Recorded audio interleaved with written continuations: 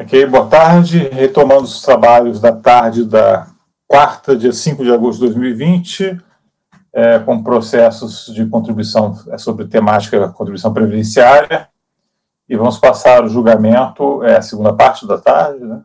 E vamos passar o julgamento do item 90 da pauta de relatoria do Dr. Juliano, a quem passa a palavra agora. Por favor, Juliano. Boa tarde, pessoal. Vamos lá. Recorrente à Escola 21 de Março, LTDA. A gente está falando aqui de um CFL 93, deixar a empresa tomadora de serviços de reter 11%. Tá? A discussão aqui vai ser só em relação à decadência, porque eles só alegam... Por que o Lonan saiu? Desculpa. Ninguém expulsou ele não, né? Acho que o problema é Natal, né? Que Natal não está fácil. Acho que voltou. Voltou, Lonan? Ok, pode prosseguir, Juliano. Então, tá bom.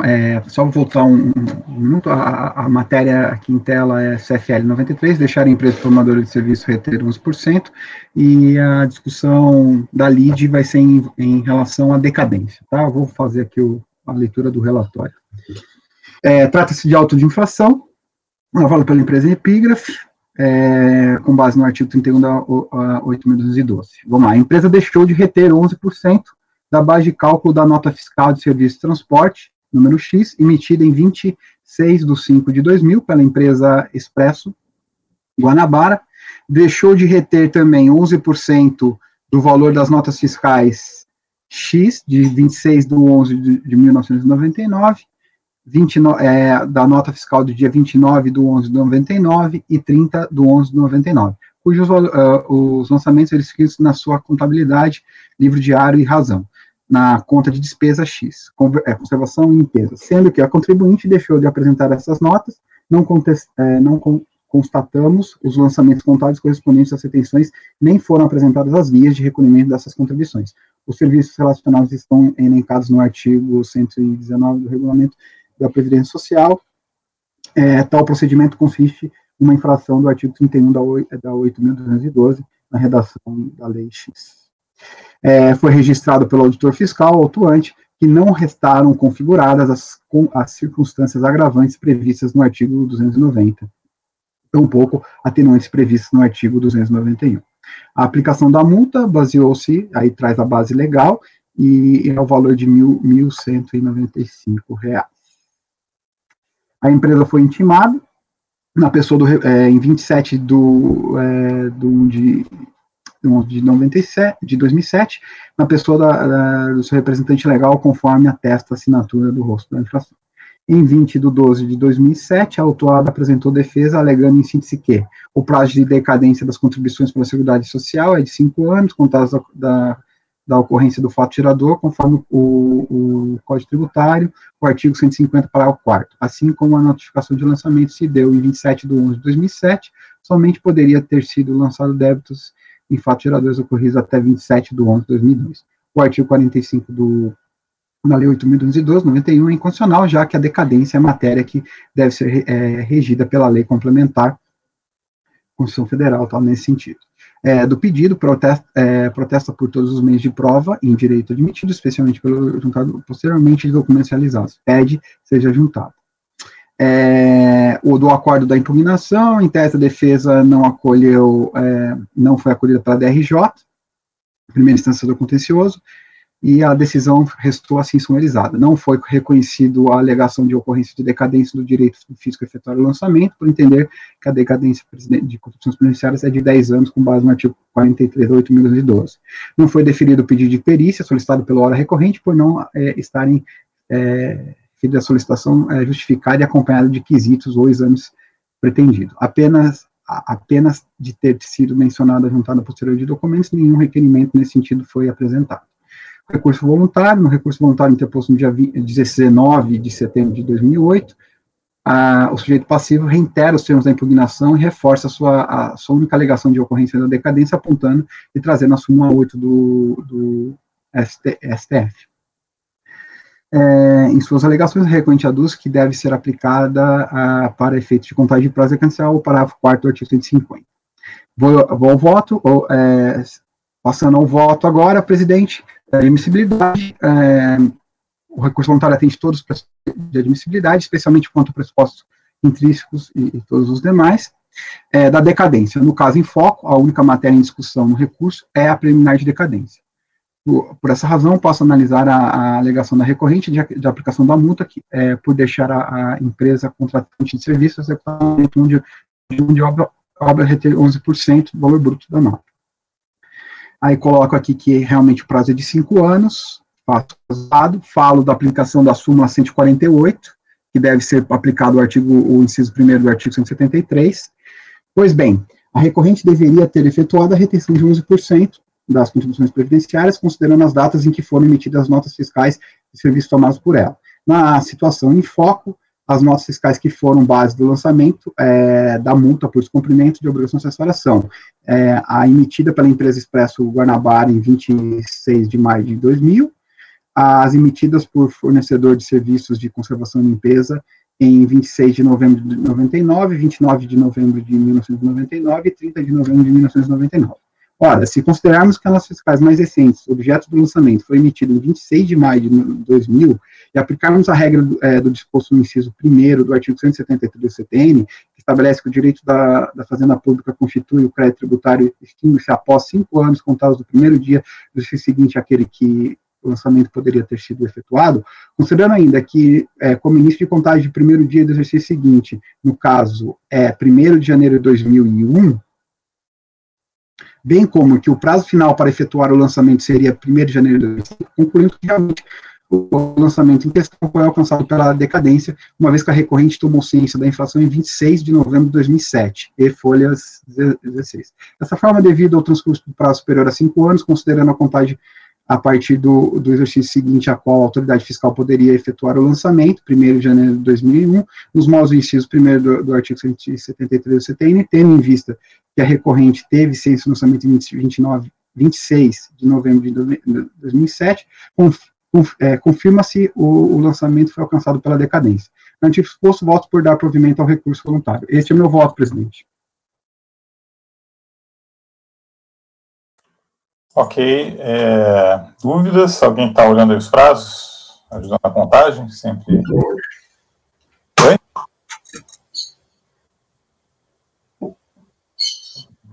Nós temos 2007.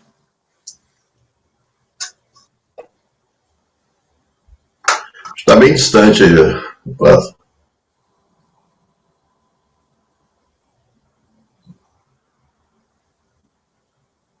Entendi muito bem. O período de apuração é até 2006 e o lançamento é de 2007? O período, ele apurou isso, só que ele só encontrou as 3 notas. Ele só autuou as 3 notas que deixaram de ser retidas. E essas notas são de quando? A última nota é de 2000. Deixa eu ver a data certinha aqui para você. Não. 26 de maio de 2000. É que eu já fui para adiantar, já fui para abrir o outro voto aqui. Mas é porque ele está embaixo do assunto, está período de apuração, 2 de setembro de 99 a 31 de 12 de 2006. Eu pus o período de apuração da fiscalização, mas eu posso pôr o período que foi autuado, não tem problema nenhum. Eu acho que de apuração... Mas eu peguei uns igual o seu, Juliano. Vem assim, período de apuração. Aí tá imenso. Período de fiscalização imenso. Vocês colocam isso, né? E aí depois, o que ele autuou foi um período menor. Exato, aí por isso que eu deixo bem claro. Que realmente eu não sei qual é o protocolo aí que na verdade é uma questão um pouco formal, não vai fazer diferença nenhuma para o conteúdo decisório, mas o Ricardo queria falar aí, talvez ele possa esclarecer esse ponto. O que eu percebi é o seguinte: quando a minuta começa com obrigação previdenciária, coloca-se o período de fiscalização. Se a minuta começa com descumprimento, né, descumprimento de obrigação, aí sim, coloca-se a data do auto de infração, entende? Existem 2 textos diferentes na minuta quando a gente entra no programa gerador. Um, contribuições previdenciárias, outro é descumprimento de obrigação acessória. Descumprimento de obrigação acessória, uma data. Contribuição previdenciária, todo o período. Bom, sendo uma questão de preenchimento de sistema aí, programa gerador de acordos, não vamos perder nosso tempo agora com isso. Só me gerou essa dúvida porque realmente eu fui olhar ali e pensei que tivesse coisa mais recente, mas não tem. Então, estão todos prontos para votar? Mário? Sim. Acompanho o voto do relator, senhor presidente. Sim. Também acompanho. Ricardo? Acompanho o relator. Acompanho também. Caio? Acompanho. Renan? Acompanho. Também acompanho, então ficou dar provimento ao recurso por unanimidade no item 90, item 91, com a palavra Juliano. Novamente, vamos lá. Esse aqui é um caso que eu vou ter que ler com um pouquinho mais atenção, porque a gente fala de imunidade aqui, tá? O recorrente é a indústria de papel Remesoli, e aí a CFL discutida aqui é 93, deixar a empresa tomadora de serviço reter 11% também. Então vamos lá para o relatório.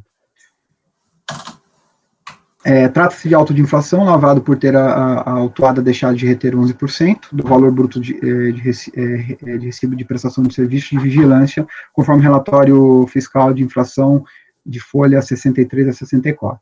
Consta ainda do mesmo relatório que a autuada deixou de reter 11% do valor relativo à prestação de serviço qualificado como estágio profissionalizante por integrantes da Patrulha Mirim de Cordeirópolis, entidade não agraciada pela isenção de contribuição previdenciária. Subitem 2.1 do aludido relatório traz planilha demonstrativa dos pagamentos efetuados. Há também a informação de que a autuada é reincidente, tendo lavrado contra si o auto de infração XCFL 68. Conforme relato fiscal da aplicação da multa, as folhas 6.400 foi 64 a 65, desculpa, aqui é uma barra, foi aplicada a multa no valor de R$ 2.203, conforme a portaria 888 de 2005. O auditor fiscal, atualmente, junto aos autos do processo administrativo folhas 66/76, cópia do relatório fiscal de notificação fiscal do lançamento do débito, da impugnação. Dentro do prazo regulamentar, a empresa apresentou defesa através do instrumento de folha 79 e 87, alegando em síntese que a Patrulha Mirim de Cordeirópolis, a qual foi atribuída a prestação de serviço mediante cessão de mão de obra, trata-se de entidade civil sem fins lucrativos de entidade pública. De acordo com o regimento interno da Patrulha Mirim, os patrulheiros terão vínculo apenas com a entidade. Os pagamentos destinados à Patrulha Mirim de Cordeirópolis foram incorretamente impetrados pelo fiscal, como fatura de prestações de serviço mediante cessão de mão de obra, pois, na verdade, se trata de donativos, como revelam os recibos anexos, não havendo, portanto, entre a impugnante e a entidade contratação de serviço de cessão de mão de obra e, consequentemente, inexistência de motivo da presente autuação, pelo que um auto de infração em discussão deve ser considerado nulo. O agente fiscal afirma ainda que a impugnante perdeu a primariedade face à extinção do débito lavrado em fiscalização anterior. No entanto, o mesmo foi desconsiderado por decisão judicial em mandado de segurança. Não havendo validade de tal lançamento, suas consequências são inexistentes e inexistem, portanto, motivo do agravamento. Requer a impugnante a desconsideração do agravamento para o procedimento que ora se cabe, de longo, pela execução da dobra da multa. O impugnante sanou a falta que motivou o presente ano, fazendo jus ao benefício da relevação da multa nos termos do artigo 656 da IN 3 de 2005. Com base em tais argumentos, requer, devido ao acatamento da sentença judicial, que afasta os efeitos de CAP, o que retorna a impugnante à condição de primária, face ao sanamento das infrações apontadas, seja declarada nula o presente auto de inflação. Restabelecida a condição de primariedade do auto, seja reconhecido o direito da multa ser considerada relevada e extinta a punição. A impugnante anexa aos autos do processo administrativo, as folhas 101, 150, a documentação que julgou necessário para aliciar suas alegações. Da decisão notificação da impugnação, a DRP Campinas, primeira instância do contencioso, não acolheu as alegações da impugnação. A DRP Campinas entendeu que, no caso, em foco, a Patrulha Mirim de Cordeirópolis, prestadora de serviço, não goza de isenção da contribuição, ou ela fica a ser a retenção do artigo 31.812. O órgão julgador de primeira instância administrativa transcreve disposto no parágrafo único do artigo 290 do decreto 3.048, do Regulamento de Previdência Social, apontando que a reincidência se configura com a prática de nova infração previdenciária pelo contribuinte, dentro de 5 anos, sendo que, no caso em tela, ainda que houvesse uma decisão judicial desconstituindo o crédito objeto do auto de infração, seus efeitos são atingiram a figura de reincidência administrativa, pois o trânsito julgado na esfera administrativa se deu em 15/4/2003, data do acordo que não deu provimento ao recurso na empresa. Ademais, sobre essa alegação, da recorrente aponta, entretanto, como se pode constatar na folha 150, segurança concedida tão somente exonera a impetrante da incidência dos 15% sobre a fatura da Unimed de Limeira, ou seja, da obrigação principal. Em momento algum, a sentença trata da obrigação acessória, ou seja, da necessidade de declarar o valor pagos a cooperativas em GFIP. Portanto, não pode prosperar as alegações da empresa, tampouco ser retirado os efeitos da reincidência para aplicação da multa do presente auto de infração. Por fim, a DRP Campinas entendeu que a hora recorrente não comprovou ter realizado as retenções, infringindo dessa forma a infração estabelecida na legislação previdenciária vigente à época, estando a multa aplicada de acordo com os artigos 92 e 102 da 8.912 e artigo 883, caput, parágrafo 3º, artigo 377 do Regulamento de Previdência Social. No recurso voluntário, interposto em 22 de fevereiro de 2007, folha 172 a 188, feito passivo reitera os termos da impugnação, dividindo sua peça recursal nos seguintes tópicos: do cabimento da tempestividade do recurso, da garantia de instância dos fatos, da nulidade do auto de infração, como lavrado, não atendimento ao auto de infração primado do princípio da legalidade, do recurso quanto ao mérito, dos efeitos legais normatizados pelo órgão, os benefícios deles decorrentes, da multa, da nulidade e do pedido. Na peça recursal, termina com o seguinte pedido: ao que se colacionou o julgamento, você espera a defendente supra pela instância requerendo, seja recebido o presente, recebendo no mesmo e dando os provimentos para. Quanto ao mérito, reconhecer e declarar a nulidade do auto de infração, eis que não há a prestação de serviço atribuído pelo senhor fiscal, capitulado nos artigos 31, objeto da autuação lavrada, e sim pagamento feito para a entidade de patrulha mínima.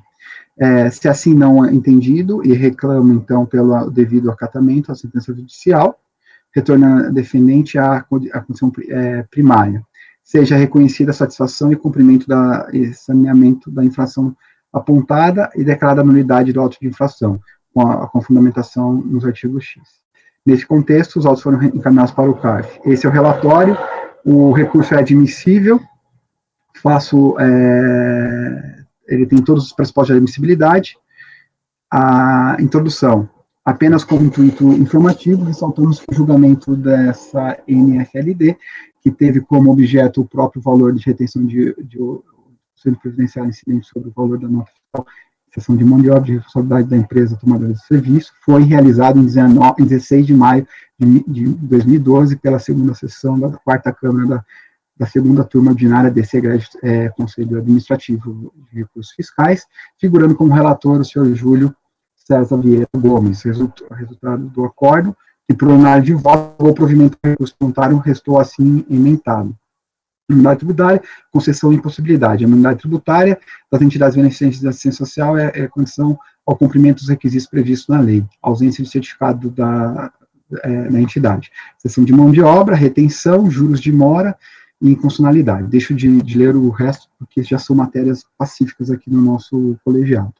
Da preliminar, da nulidade do auto como lavrado. Neste tópico, em suma, a recorrente alega que a autuação em foco é a Constituição Federal e o Código Tributário Nacional e não atende os princípios da legalidade da AGIMA. Não assiste razão recorrente em relação às nulidades alegadas, uma vez que verificamos que o lançamento em análise foi realizado pela autoridade atuante no exercício do seu dever funcional, vinculado à obrigação de efetuar o lançamento quando identificar a infração fiscal, nos modos do disposto do artigo 142 do CTN, e revestiu de todas as formalidades necessárias, bem como não há, nesses autos, nenhuma hipótese de nulidade estabelecidas no artigo 59 do decreto 70.235 de 72.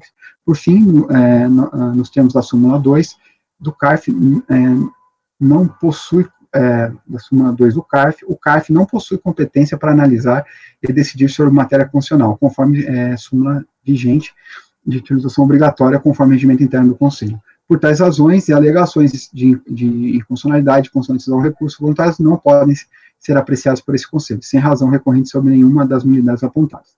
Da preliminar de imposição de gravante, a recorrente alega que o julgamento do mandado de segurança número 9X, consulta das páginas 105, presentes às páginas 157 a 158, que reverteu o julgamento da esfera administrativa que tinha como objeto a CFL 68. O agravamento da multa não deverá prosperar. Nesse giro, também não há razão, pois, bem apontado pela DRP Campinas, ainda que houvesse uma decisão judicial desconstituindo o crédito objeto do AI, tal, seus efeitos não atingiriam a figura da reincidência administrativa, pois o trânsito julgado na esfera administrativa se deu em 15 de 4 de 2003, data do acórdão que não deu provimento ao recurso da empresa. Reforçando-se nesse sentido, o entendimento, emprestamos a seguinte conclusão do órgão julgador de primeira instância administrativa, embasado na consulta do resultado dos julgamentos do referido mandado de segurança, que já li lá em cima que o mandado de segurança trata de outra ação e não do lançamento da GFIP, dos débitos principais. Da nulidade da entidade prestadora de serviço, a recorrente alega que a entidade contratada, a Patrulha Mirim, de Cordeirópolis, goza da imunidade, portanto, não estaria obrigada à retenção de 11% sobre a cessão de mão de obra de serviços tomados dessa entidade. Para sustentar essa alegação, aduz que a Patrulha Mirim de Cordeirópolis está classificada em uma das categorias especificadas declaradas de utilidade pública federal, conforme portaria 735 de 2001, tratando-se de uma entidade civil sem fins lucrativos e que, pelo seu estatuto, folha 109 a 114, artigo 2º, tem por finalidade menores de sexo masculino e feminino, prestando-lhes assistência econômica e social através de diretrizes mestras nos setores educacional, social, recreativo e profissional, objetivando integrá-los na sociedade. Pois bem, a imunidade citada pela recorrente está prevista no artigo 195, parágrafo 7º da Constituição Federal, assim redigida. São isentas da contribuição para a Seguridade Social as entidades beneficentes de assistência social que atendam às seguintes atendam às exigências estabelecidas em lei. Portanto, da leitura do disposto acima transcrito, apesar da menção da isenção, na verdade, estamos falando de imunidade. As entidades devem atender às exigências estabelecidas em lei. Essas exigências estavam previstas no artigo 55 da Lei 8.212, vejamos.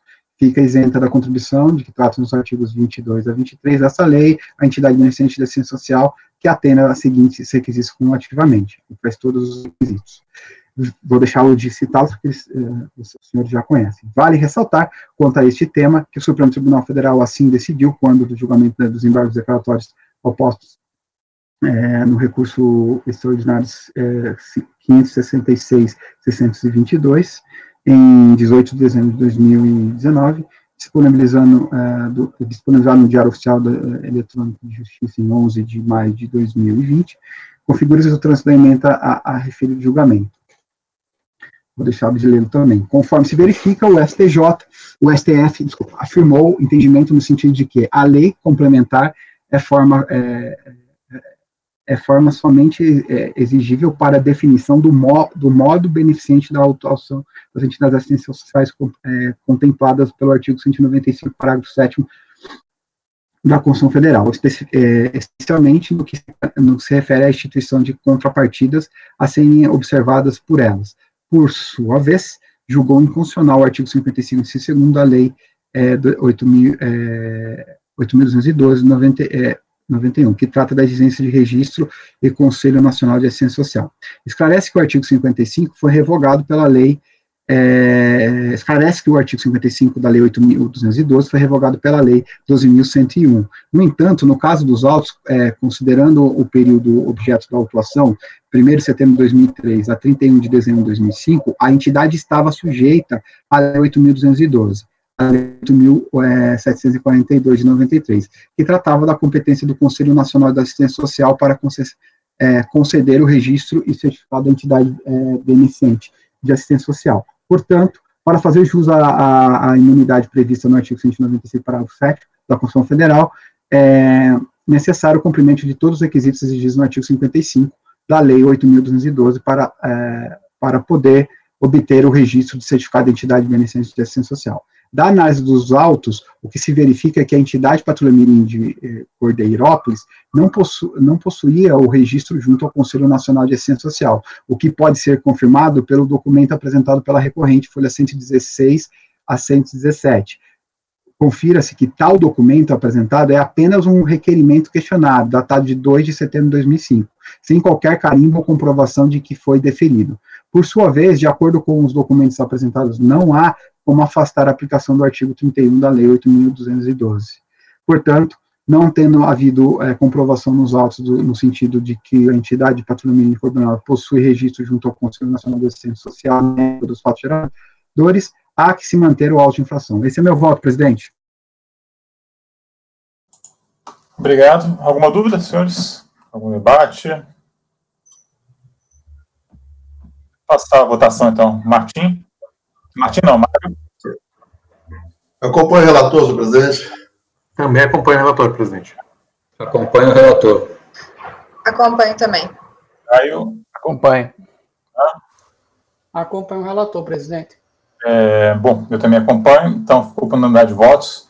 Negar provimento ao recurso para o item 91 da pauta. Agradeço ao doutor Juliano, que espero vê-lo em breve ainda, hoje. Daqui a pouco. Passo a palavra de imediato para o doutor Leonan, item 92 da pauta, interessado Brasiteste. Com a palavra, Leonan. Obrigado.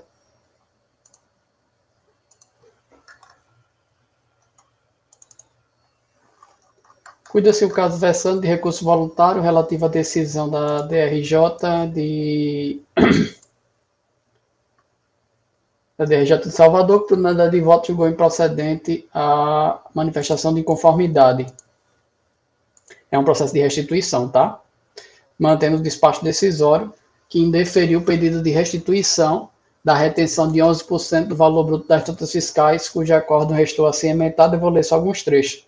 Para que a empresa prestadora de serviço tenha direito à restituição do saldo credor decorrente de retenção sofrida por ela, esta retenção deve estar declarada em GFIP, do pedido de reconhecimento de direito creditório e seu indeferimento. O pedido para reconhecimento de direito creditório foi bem sumariado no relatório do acordo objeto da resignação, pelo que passa a adotá-lo.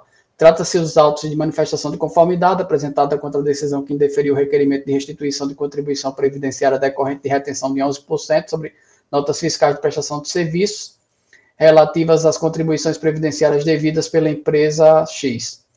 Foi anexado aos autos requerimento de restituição da retenção. Competência agosto de 2002, no qual a empresa requer a restituição, referente à retenção sofrida na filial, final 008. Por meio de despacho decisório número tal, foi indeferido o pedido de restituição sob os seguintes argumentos. É cabível a restituição dos valores referentes à retenção de contribuições na cessão de mão de obra e na empreitada, desde que demonstrada a existência do destaque na retenção em nota fiscal, o efetivo recolhimento, o montante das contribuições devidas e a declaração da retenção em GFIP. Todavia, não restou comprovado nos autos a declaração correta da retenção em GFIP. Ao contrário, conforme se demonstra, o responsável pela interessada sequer mencionou qualquer valor retido na respectiva GFIP. E tais incoerências dizem respeito aos próprios dados constantes do pedido de restituição. Também devemos ressaltar que, para a competência aqui tratada, não existe informação sobre o montante devido pela própria empresa, contrariando a situação de ter havido prestação de serviços, haja vista a emissão de nota fiscal com valores retidos, ou seja, deveria, em tese, haver GFIP com remuneração e informações de retenção inerentes aos serviços prestados. A própria interessada afirma que nesta competência o valor devido de sua contribuição seria de R$26 mil, arredondados, né? Valor esse que aparentemente não foi recolhido aos cofres públicos, motivo pelo qual fica fácil deduzir que a retenção aqui pleiteada sequer é capaz de compensar esse débito. A compensação ou restituição está sempre sujeita à comprovação da liquidez e certeza. Constatada a divergência nas informações, não é homologado o pedido. Avanço. A manifestação de conformidade foi bem relatada, pelo que peço pena para reproduzir. O contribuinte alega que efetuou o pagamento integral da contribuição devida ao INSS através de 2 GPS, uma no valor de 10 mil e outra no valor de 18 mil, arredondados, sem que fosse compensado o valor retido referente à nota fiscal número 4, relativa à sua filial final 008. Esclarece que na época de todos os funcionários da manifestante estavam registrados de forma centralizada em sua matriz, sendo, portanto, os recolhimentos de contribuição devida efetuados no CNPJ da matriz, não havendo valores a recolher na filial que sofreu a retenção de 11%. Defende que a autoridade fiscal indeferiu o pleito de restituição com base no suposto fato de que os valores devidos não haviam sido recolhidos e no suposto descumprimento da obrigação acessória. Alega que a manifestante cumpriu todos os requisitos, não podendo a fiscalização parar sem suposto descumprimento de obrigação acessória para negar a restituição de valor a maior recolhido sob pena de enriquecimento ilícito do fisco. A tese não foi acolhida pela DRJ, especialmente é consignado que não consta nos sistemas informatizados a GFIP da filial 008, da competência 8/2002, que é do pedido, não havendo, portanto, a declaração da retenção sofrida por essa filial, o que inviabiliza a restituição por não cumprir esse específico requisito, já que para deferimento da restituição, a retenção deve estar destacada na nota fiscal, ou, na falta de destaque, deve haver a comprovação do recolhimento devido pela contratante, e a retenção deve obrigatoriamente estar declarada na GFIP. No recurso voluntário, o sujeito passivo reitera o tema da impugnação, postula a reforma da decisão de primeira instância, a fim de reconhecer o direito creditório. Advoga que não pode a fiscalização se amparar em suposto descumprimento de obrigação acessória, para negar a restituição de valor maior recolhido, sob pena de enriquecimento ilícito do fisco. É o que importa relatar, o recurso é admissível, mérito. Quanto ao juízo de mérito, passa a apreciá-lo. Como informado em linhas pretéritas, a controvérsia relativa ao indeferimento do período de restituição, relativa à competência agosto de 2002, no qual se requer a devolução de 16 mil, valor arredondado, referente à retenção de 11%, suportada pela filial final 008. Consta dos autos que a empresa possui várias filiais. Página 138. Em minha análise dos folhos processuais, o indeferimento foi decorrente da ausência de informações adequadas em GFIP, na competência agosto de 2002, para a filial mencionada, seja em relação à retenção, seja em relação às movimentações da mencionada filial, inclusive para possibilitar aferir sobra na composição do encontro de contas entre valores devidos e recolhidos, tudo a viabilizar a restituição. Ora, a despeito de ter ocorrido retenção na sobredita filial, 008, e de ter havido correlato serviço prestado pela referida filial, você pode conferir isso, a folha 31, 41 e 129, não consta declaração em GFIP para movimentação específica da filial em referência na competência 8/2002, o que impossibilita comprovar a liquidez e certeza. A base de dados aponta salário de contribuição com valor zero, quando a filial prestou serviços conforme nota fiscal que se pretende a restituição.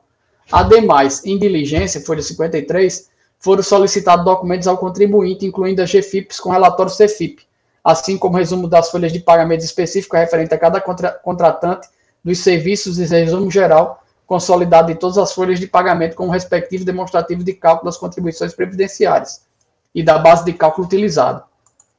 Ocorre que, na ocasião da resposta, não houve demonstração da retenção e declaração em GFIP na referida filial, tampouco esclarecimento para a base de dados apontar salário de contribuição com valor zero na filial, quando a filial prestou serviços conforme nota fiscal que se pretende a restituição, folha 31. Aliás, veja-se que dados da base central, tem as folhas aí, 174, 179, não menciona qualquer valor declarado como retido na referida época, nem consta informações sobre o serviço prestado pela filial que gerou a retenção referida. Tudo a afastar a certeza quanto ao alegado crédito. E aí eu cito aqui um ponto de destaque do despacho decisório. Também devemos ressaltar que, para a competência aqui tratada, não existe informação sobre o montante devido pela própria empresa, contrariando a situação de ter havido prestação de serviço, haja vista a emissão de nota fiscal com valores retidos, ou seja, deveria, em tese, haver GFIP com remuneração e informações de retenção inerente aos serviços prestados. Diante do quadro fático, não há como aquecer com o pedido da interessada sem desrespeitar a normatização que circunda o Instituto da Restituição. É misto ressaltar que a existência contida nas normas procedimentais vão além da mera formalidade, pois determinam a sistemática de apuração de fatos geradores e o respectivo confronto com os recolhimentos efetuados pela empresa. O correto cumprimento da obrigação acessória, no caso, é essencial à elucidação do processo. Eu avanço aqui essa parte, ela é bem repetitiva, e vou concluir já aqui na página 7.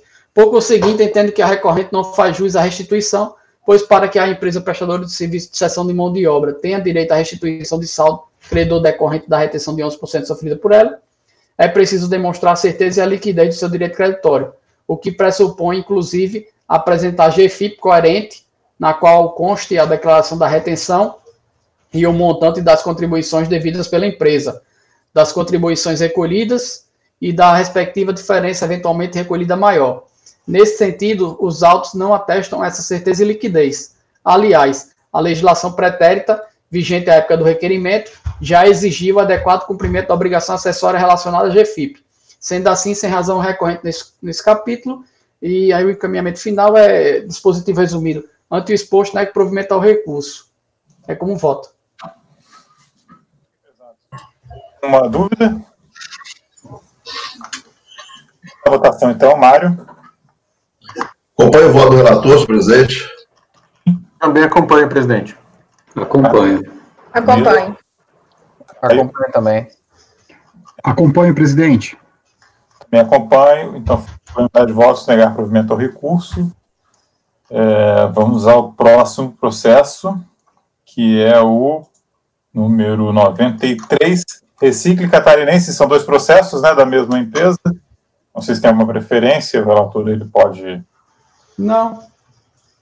Pode ser na sequência, então? Estou para falar do 93, por favor. Tá. O 93 é o principal, tem a parte da empresa, a patronal, né? O RAT, tem terceiro e tem segurados, tudo num processo só. E o 94 é o CFL 37, e ele é bem independente, então temos que fazer a análise dos dois. 93. Um recurso voluntário relativo à decisão da 6ª turma da DRJ de Florianópolis, que por unanimidade de votos julgou procedente em parte a impugnação, cujo acórdão estou assim emendado, eu vou ler só alguns trechos. Obrigatoriedade de retenção. Empresa optante pelo Simples. A empresa optante pelo Simples, que prestar serviço mediante cessão de mão de obra, está sujeita à retenção. Isso aqui é a DRJ dizendo, na emenda. Não se caracteriza bitributação a retenção de 11% sobre o serviço prestado por pessoas jurídicas enquadradas no Simples. Presidente, essa temática é bem tranquila. Eu vou repetir tudo no voto. Eu peço licença para ir direto ao voto. Pode ser? Pode ser. Eu acho que a controvérsia está bem posta com aquela emenda que eu li. Então, eu passo para a página 5 da minuta. O recurso é tempestivo, portanto, dele conheço. Página 5 da minuta. Mérito. Como delineado em linhas pretéritas, a controvérsia remanescente é relativa ao levantamento, RT, retenção de 11% da comercial JR Limitada, período de 7 de 2003, julho de 2003, a 6 de 2007, junho de 2007. O restante do período já foi afastado pela DRJ, que reconhece uma decadência grande, uma decadência parcial. Lado outro, o levantamento FP folha de pagamento não é controvertido no recurso voluntário e consta informações do contribuinte e da DRJ de que já teria sido regularizado por meio de recolhimento conforme comprovantes nos autos, de modo que a unidade de origem poderá, por ocasião da liquidação do julgado, confirmar a extinção do crédito tributário do levantamento em comento, o FP, folha de pagamento. Então, a controvérsia aqui é apenas a questão do simples, a retenção dos 11% do simples. Pois bem, é o final da página 5 da minuta. Pois bem, o embate em curso é concernente ao dever ou não de substituição tributária do artigo 31 da 8212, uma vez que ocorreu a prestação de serviços por empresa do Simples Comercial JR Limitada para a recorrente. A ocasião em que a prestadora colocou segurados do Regime Geral de Previdência Social, RGPS, à disposição da contratante e recorrente, nas dependências destas ou nos locais por ela indicados, para realizar os serviços contínuos, o que configura a cessão de mão de obra. Até aqui é tudo incontroverso. Adicionalmente, se este lançamento for procedente, a recorrente pretende discutir a base de cálculo da retenção, pois nas notas fiscais fatura, há dentro do montante do documento valores embutidos em materiais, máquinas e equipamentos. Registro que outrora, em 7 de 2003 a 6 de 2007,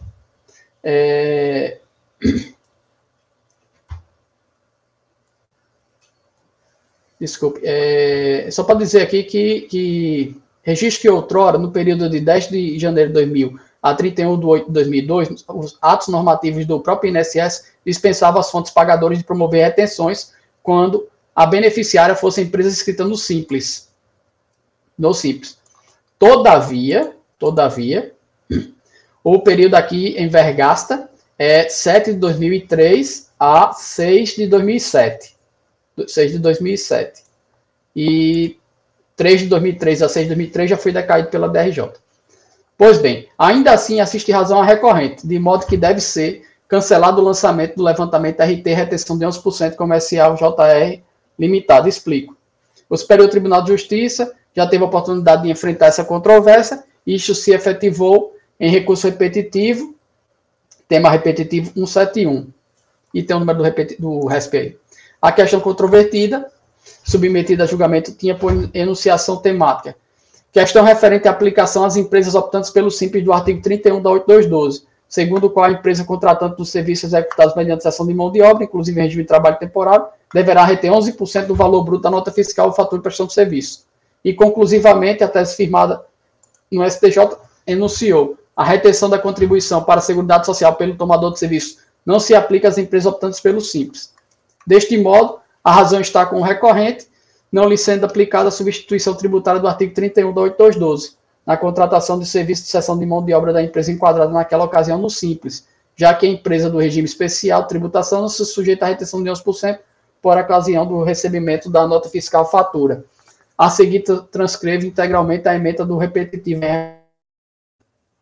Aliás, depois do repetitivo citado, o STJ simulou o assunto. Somado a esse contexto, a PGFN autorizou em ato declaratório 10 de 2011 a dispensa da apresentação de contestação e de recursos. O ato declaratório faz ressalva para o período regido pela Lei Complementar 128, de 2008. Mas aqui, sequer cabe analisar esse ponto, pois os períodos de apuração são anteriores, é 2013 a 2007. Sendo assim, com razão recorrente, dou provimento. É como voto. Dúvidas? É o período anterior, a 2008, tá? Esse lançamento é de quando? Ele é de 2003 a 2007. Ele é anterior à Lei Complementar 128 de 2008. Basicamente é isso. Tá, só um segundinho. É 2003 a 2007. A decisão de primeira instância é de 2009, né? A gente já saiu do ato declaratório da Procuradoria ainda. Isso. E nem essa súmula, provavelmente não tinha simulado ainda também. Ok. Qual é o serviço que ela presta, sabe, Leonardo? Só de curiosidade. Hã? O serviço, a prestação, hein? Eu não me ative a isso não, porque não é nem controvertido. É incontroverso que se trata de uma cessão de mão de obra. Nem se discute. Ok. Todos os pontos para votar? Alguma dúvida adicional? Mário, como vota? Isso de receita também hoje é bem pacífico, né? Eu acompanho o relator. Só que ela fala sempre que é caso de enquadramento simples, mas quem está tomando o serviço não tem que fiscalizar isso, então não há obrigatoriedade de retenção. Eu acompanho o relator, presidente. Acompanho o relator também. Ricardo? Acompanho o relator. Mila? Também. Caio? Acompanho o relator. Juliano? Acompanho o relator, presidente. Eu também acompanho, então ficou por unanimidade de votos, dar provimento ao recurso para o item 93. Item 94. Vamos ao 94. O 94 é a mesma empresa, é um CFL 37, mas ele é autônomo. Aí vamos ver aqui a solução diferente. Vamos ver o que é. Cuida-se o caso versante de recurso voluntário, sexta turma da DRJ de Florianópolis, a unidade julgou improcedente a impugnação. O lançamento é de CFL 37 e foi bem sintetizado pela DRJ. Trata-se de auto de infração, por a empresa deixar de efetuar destaque em nota fiscal das retenções em favor da Seguridade Social a que estava obrigado, incidente sobre o valor dos serviços prestados mediante cessão de mão de obra contido em notas fiscais ou faturas. Aqui é porque a nota fiscal não é para simples, não é para outras empresas. Eu posso ir direto ao voto, presidente? Claro. Ele não destacou os 11% das empresas. Não são empresas do Simples, são empresas em gerais. Se alguém tiver dúvida, porque eu vou repetir os fatos. Ok? Admissibilidade. O recurso atende a todos os pressupostos de admissibilidade. A matéria, o relatório foi bem sucinto, com autorização do RICAF, mas eu vou retomar ele aqui no voto. O recurso voluntário é tempestivo, portanto, dele conheço e atende aos pressupostos. Mérito. Como delineado, os contornos atuais do lançamento em revisão decorre do auto de infração de obrigação acessória, CFL 37, por ter a empresa deixado de destacar total ou parcialmente os 11% em nota fiscal de prestação de serviço, tendo em vista que a atividade executada, mediante cessão de mão de obra, está dentro do rol das atividades sujeitas à retenção de 11%, na forma do artigo 31 da 8212 e artigo 219, parágrafo 2º, inciso 8º do decreto 3.048. Especificamente, o serviço de transporte e coleta de lixo, mediante cessão de mão de obra, para a SAMAI de Blumenau, nota fiscal tal, expedida nessa data aí, e folhas tais, não traz qualquer destaque de retenção de 11%, enquanto o serviço de coleta de lixo, mediante cessão de mão de obra, para a Prefeitura Municipal de Luiz Alves, contém destaque apenas parcial. No recurso voluntário recorrente, em minha leitura integral da peça recursal, não questiona a prestação de serviço mediante cessão de mão de obra. Portanto, doravante, o assunto é incontroverso. Prestação mediante serviço de mão de obra houve. Vide parágrafo anterior. Mas o recorrente se insurge quanto à base de cálculo e o faz com bastante atenção. Afirma o recorrente que utilizou na execução do serviço prestados materiais, equipamentos, máquinas, o que se desume até como corolário lógico da atividade exercida, transporte e coleta de lixo, de modo que o lançamento não se sustenta ao não considerar esse fato verdadeiro e materialmente certo, e não poderia a administração tributária se valer da presunção sendo determinado ao auditor fiscal se aprofundar, por exemplo, sobre preços de mercado e efetivar cruzamentos para mensurar adequadamente a base de cálculo, apropriando os materiais, equipamentos, máquinas utilizados no serviço, inclusive não podendo glosar a mensuração feita pela autuada, no caso concreto em que fez o destaque tido por parcial.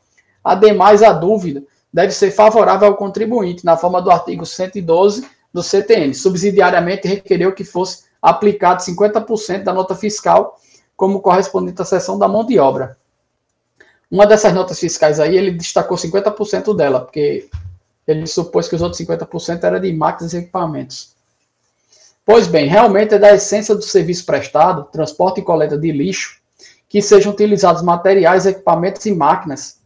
Porém, o contrato não esclarece o custo de tais itens, nem esclarece a composição deste custo frente ao custo da mão de obra cedida na execução dessa atividade, de modo que não é possível acolher o pleito do contribuinte. Para permitir a dedução na base de cálculo da retenção, faz necessário que as parcelas referentes à mão de obra e aos materiais e ou equipamentos, máquinas empregados estejam discriminados na nota fiscal, fatura ou recibo, bem como que tenha havido tal previsão no referido contrato e não observe nos autos tal demonstração, de modo que é acertada a decisão da DRJ ao encaminhar neste mesmo racional. Ora, o parágrafo 7 do artigo 219 do decreto 3.048 reza que na contratação de serviço em que a contratada se obriga a fornecer material ou dispor de equipamentos, fica facultada ao contratado a discriminação na nota fiscal. Aí ele não discriminou. A gente até julgou um processo já desse meu, foi aquele primeiro da sustentação oral, sobre esse assunto. Então, ele não exerceu a faculdade de destacar em nota. E, por isso, eu entendi que o lançamento da obrigação acessória está correto e eu estou negando provimento, presidente. É meu voto. Eu estou uma situação que eu queria entender. Naquele julgamento anterior... outros fatos. Apesar de que são outros fatos. Lá é uma empresa do Simples e aqui são serviços prestados para... eu estou vendo que a gente está vendo dois ângulos da mesma empresa, né? Na anterior, ela era tomadora. E aqui ela está sendo prestadora. É isso que eu estou enganado. Ela era tomadora Isso. E aqui ela está prestando serviço. Isso. Fizeram as duas pontas, né, nessa empresa. Tá. Isso. Só para esclarecer que é uma situação curiosa, né? Foi autuada nas duas pontas. Mas nessa aqui tem realmente pertinência, me parece, aí, a manutenção do lançamento. Alguma dúvida adicional? Não, eu passo a votação aqui. Mário? Acompanhe o relator, senhor presidente. Martim? Acompanho o relator também. Acompanho. Caio? Acompanho. Juliano? Acompanho o relator, presidente. Eu também acompanho, então ficou, por unanimidade de votos, negar provimento em curso quanto ao item 94, de novo com a palavra, o doutor Leonan, lembrando que 95 já foi julgado no início dessa tarde, foi o processo de sustentação oral, e agora vamos passar, então, direto para o item 96. Com a palavra, então, Leonan. Obrigado. 96.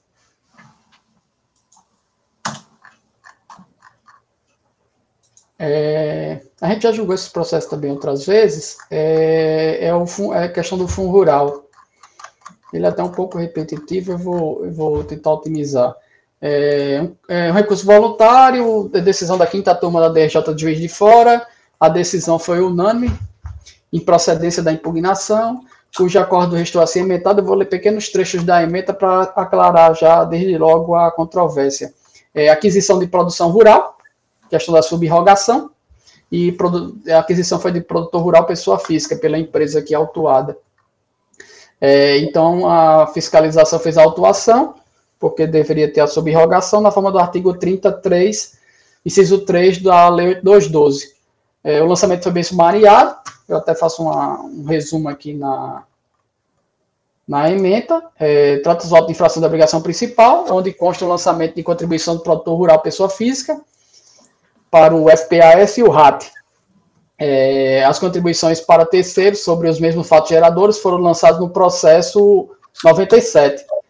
A gente, praticamente, ao meu ver, a gente já está julgando os dois, presidente, porque o outro processo é só a parte dos terceiros, mas eu acabo, a tese é uma só. Tá? Então, é que 96 e 97, ao meu ver, está sendo julgado em conjunto. Então, na mesma sessão, os relatórios são os mesmos, os fundamentos são praticamente os mesmos. Sendo que um é terceiros e aqui a parte patronal. Se não tiver alguma questão específica de reconhecimento de decadência e tal? Não tem nada específico. Vai ser o mesmo fundamento. Okay. Que a gente já remata com os dois dispositivos. Nesse processo aqui temos o levantamento e lá também, acabar com a base mesma, a comercialização do produtor rural pessoa física, né? As aquisições. Do relatório fiscal consta, tanto nos dois processos, as contribuições lançadas têm por fato gerador a receita bruta, proveniente da comercialização da produção rural, realizada pelo produtor rural pessoa física, cuja responsabilidade pelo recolhimento é subrogada à autuada. Isso aqui também é a base de cálculo lá do processo 97 de terceiros. E é aqui também do principal, na parte patronal, e o seguro-acidente de trabalho, por substituição, né?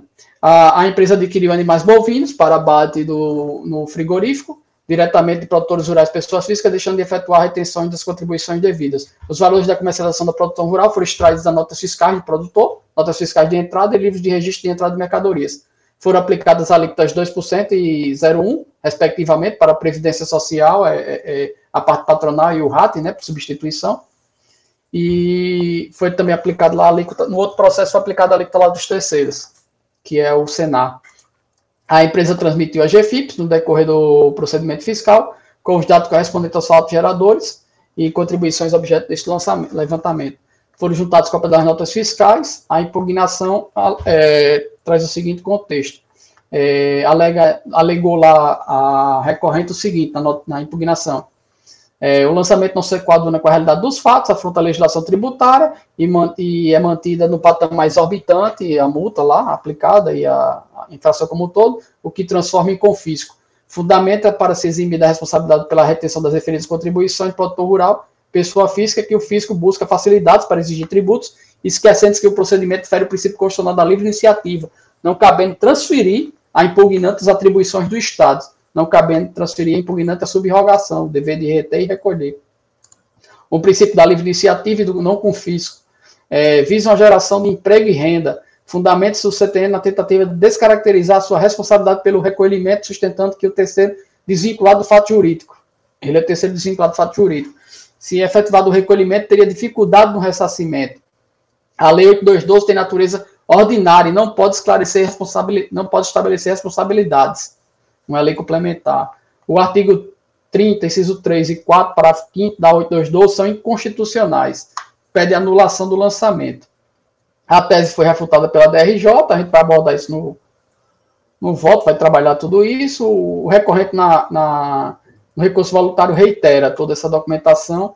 Ele juntou uma petição alegando que o Supremo declarou inconstitucionalidade do artigo 10 da 8540 de 92, que prevê o recolhimento a questão do fundo rural, né? E eu acho que importa relatar. Os processos estão conexos, os dois, o outro é de terceiros, é os mesmos fatos, as mesmas razões de impugnação, é a mesma fundamentação. Eu estou aplicando a mesma razão de decidir, então o julgamento é conjunto. Voto. O recurso só tem todos os pressupostos de admissibilidade, portanto, conheço. Mérito. Quanto ao juízo de mérito, passa a apreciá-lo. A controvérsia relativa ao lançamento de ofício, nos dois processos, refere-se a contribuições para a Seguridade Social incidentes sobre receita bruta proveniente da comercialização da produção rural realizada pelo produtor rural pessoa física, cuja responsabilidade pelo recolhimento é subrogada, adquirente do produtor rural pessoa física, industrializado ou não, e o GIL-RAP, sobre a mesma base, destinado a financiar a aposentadoria especial e os benefícios do acidente do trabalho, doenças ocupacionais, concedidos em razão do grau de incidência de capacidade laborativa, decorrente dos riscos ambientais de trabalho. Esse aqui no processo 96, o processo 97 é o terceiro Senado. O caso dos autos trata especialmente das contribuições do produtor rural, pessoa física, a qual é recolhida por subrogação pelo adquirente dos produtos rurais, na forma do artigo 30, inciso 3, 4 da 8212. O recorrente, em sua peça recursal, sustenta que é irregular transferir as atribuições do fisco federal para a empresa recorrente, pois viola o princípio da livre iniciativa, bem como sustenta ser inconstitucional o artigo 30, incisos 3 e 4, assim como o artigo 33, parágrafo 5º da 8212, por se exigir lei complementar em forma de subrogação. Ademais, afirma que o STF declarou a inconstitucionalidade do artigo 10 da Lei 8540 de 92, que prevê o recolhimento da contribuição para o Fundo Rural sobre a receita bruta proveniente da comercialização da produção rural de empregadores, pessoas naturais, pessoas físicas. Passo a analisar o tema em revisão. Veja-se que o artigo 30, 3 e 4, combinado com o artigo 25, ambos da Lei 8212, em outras palavras, afirma que a empresa adquirente de produtos rurais fica subrogada nas obrigações da pessoa física produtora rural, empregadora rural, pessoa física natural, pelo recolhimento da contribuição incidente sobre a receita bruta da comercialização da sua produção. Nos autos consta que a recorrente adquiriu produção rural de pessoa física, produtora rural, porém ela afirma que as pessoas físicas não são contribuintes, ou que a norma é inconstitucional, ou ainda que a subrogação não é válida. Ocorre que a contribuição em espécie é constitucional ao contrário do que afirma o contribuinte. De toda sorte, na súmula CAF 2, o CAF não é competente para se pronunciar sobre constitucionalidade. Veja-se que os fatos geradores desses autos estão sob a égide da Lei 10.256, 2001, já amparada pela emenda constitucional número 2098, que alargou a base de custeio da Seguridade Social, pelo que não se insere no âmbito da aplicação do RE 363852 e nem do RE 596177. E aí eu avanço aqui, eu trago vários tópicos que eu peço Vênia para não precisar ler, com base no RICAF, que pode apresentar a minuta resumida, que eu acho que vai estar bem apresentado o voto. Eu avanço na leitura e digo o seguinte: demais disto, entende-se que com a edição da Lei 10.256 de 2001, sanou-se eventual vício. Logo, se a administração tributária aplicou a lei de ofício, nada há que para reparar.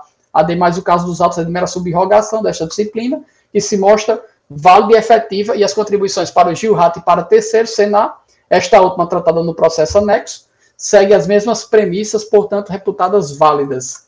Eu também trago mais enxertos de várias decisões aqui sobre essa questão, mostrando que há uma constitucionalidade, e finalizo negando provimento ao recurso, como voto, presidente. A gente já apreciou essas matérias outras vezes. Ok, vou passar a palavra aos colegas para os apontamentos aí. Não sei se alguém tem alguma manifestação. Está bem posto aí o voto. Esse seria também, seria para os dois, né?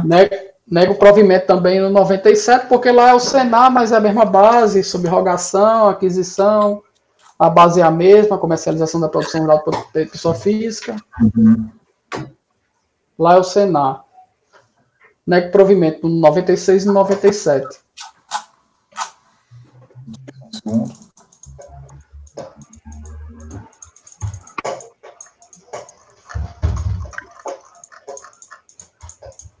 Tem até uma súmula do CAF aqui agora, para esse assunto. Eu citei ela. Sim, você colocou na ementa, né? Isso, tem uma súmula nova, então, basicamente, a aplicação da súmula nos dois casos. Ok. Dúvida? A súmula 150.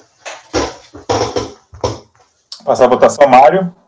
Qual foi o relator, presidente? Está fazendo ressalto, votando os dois, tá? É mesmo, é o 90. Itens 96 e 97, acompanha o relator. Ok. Acompanho também. Martim, Ricardo. Acompanho o relator nos dois itens. Acompanho também. Caio. Também acompanho. Juliano. Acompanho o relator, presidente. Eu também acompanho, então ficou 96, 97 para a unidade, negar provimento de recurso, então, viu que não demorou muito, Juliano, já temos aí a satisfação. Obrigado, presidente. E agradeço ao votos bem claros e diretos, né? Então, retornamos com o doutor Juliano, ainda temática de contribuições previdenciárias, e com a palavra para o item 98 da pauta, interessado Brasil Sul Indústria. Com a palavra, Juliano. Perfeito. Obrigado, presidente. A infração imputada aqui é CFL 38, tá? Deixar de exibir documentação. Eu vou direto lá para o relatório, e aqui a gente vai tratar apenas de decadência e o artigo 195 do CTN, a necessidade de apresentação de documento. Tá bom? Trata-se de auto de infração, tal. Segundo o relatório fiscal de infração, hora atuada deixou de apresentar livro diário relativo ao período de janeiro de 1997 a dezembro de 1998, conforme o termo de intimação de prestação de 0809. A penalidade imposta foi calculada de acordo com o disposto no artigo 283, inciso 2º, linha J, do decreto 3.048.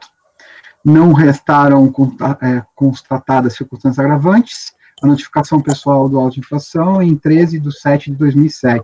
A interessada apresentou impugnação, folhas 41 e 42, aduzindo a seguinte: enfatiza a tempestividade da impugnação apresentada, argue decadência do direito de conferir eventuais créditos decorrentes de documentos solicitados em razão do prazo canal do previsto no artigo 150, parágrafo 4º do CTN. Expõe as razões. O acordo da DRJ não acolheu pelas seguintes razões. Não foi reconhecido pelo órgão a decadência de 5 anos, porque eles aplicam a de 10 anos para as contribuições previdenciárias. A DRJ, por considerar que o prazo decadencial para a contribuição social é de 10 anos, entendeu não será aplicada a regra do artigo 195 do CTN ao caso em tela, que estabelece que os livros de obrigações de circulação comercial fiscal, legislações nelas efetuadas serão conservadas até o que ocorra a prescrição dos créditos tributários. O recurso voluntário interposto no dia 16 de maio de 2008, para ser inteiro os termos da impugnação. Esse é o relatório, presidente.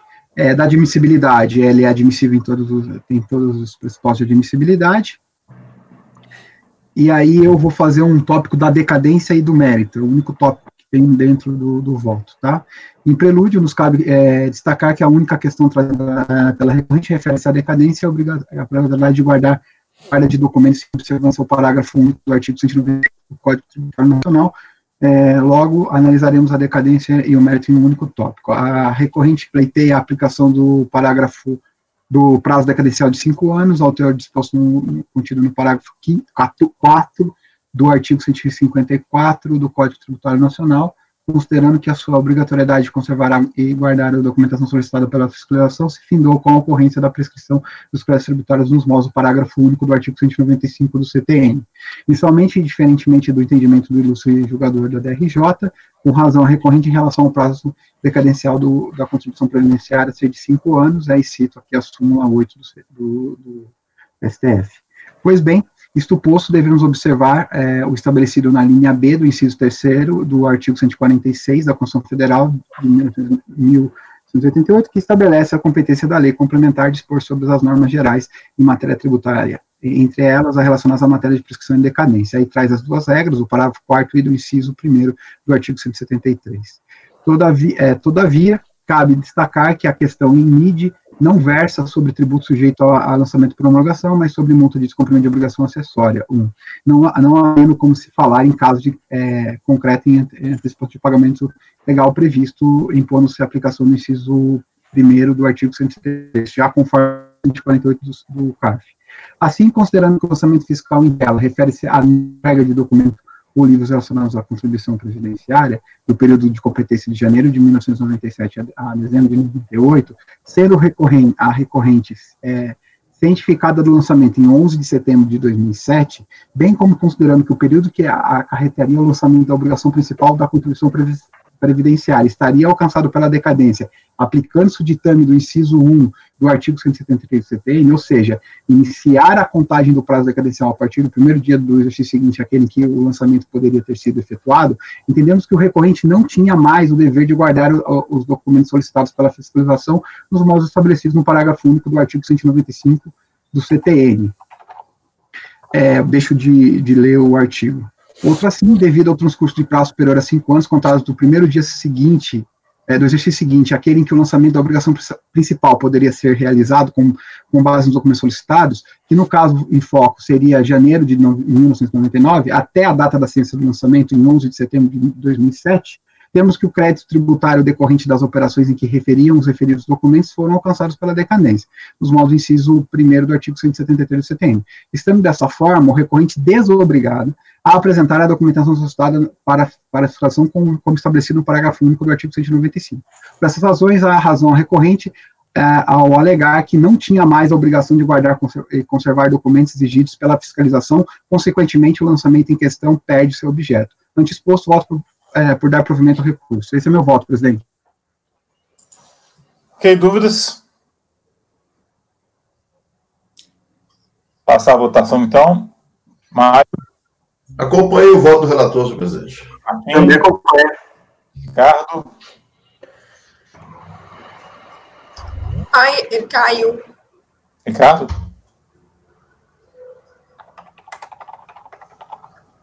Vamos aguardar o Ricardo. Alguém? Ricardo? Está com o celular aí agora. Você acompanhou a leitura? Possível a situação. Acompanhei. E como vota? Eu acompanho o relator. E Ludmila? Também. Caio? Também acompanho. Também acompanho. Então, também acompanho. Então, ficou o item 96. Foi por unanimidade de votos. 96, não, desculpa. É o item 98, né? Unanimidade de votos dá provimento ao recurso.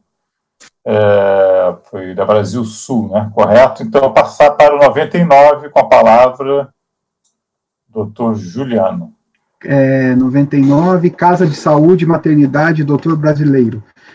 LTDA, a gente está falando aqui de um CFL 38 também, e vamos lá.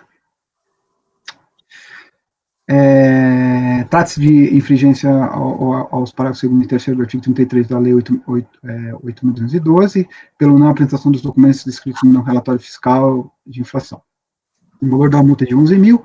A empresa, inconformada com o presente atuação, apresentou tempestivamente impugnação, alegando, em síntese, que os livros se encontravam na impugnante, faltando apenas a localizá-los de modo adequado, o que não foi possível no prazo consignado pela fiscalização em virtude da morte do antigo contador da impugnante. Que os livros e documentos a serem apresentados não estão relacionados em nenhum dos dispositivos legais indicados no auto de infração, de forma que a empresa não tem obrigação legal de apresentá-los. Requer, ao final, a nulidade do auto de infração pelo descumprimento da necessidade legal, segundo disposto no artigo 5º do inciso 2º da Constituição Federal.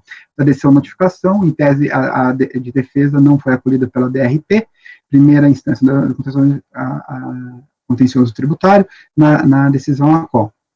A DRP refuta a alegação da hora recorrente de que não apresentou os livros no prazo em razão do falecimento do antigo contador que lhe prestava serviço. O jogador de primeira instância administrativa considerou que o prazo para a apresentação dos documentos constantes no termo de intimação, devidamente assinado pelo representante legal da empresa, foi mais do que suficiente, sendo que os documentos foram solicitados pela primeira vez em 5 de abril de 2006, e até a data da lavratura do auto, a 7 de setembro de 2006, não foram providenciados pela empresa a entrega dos mesmos.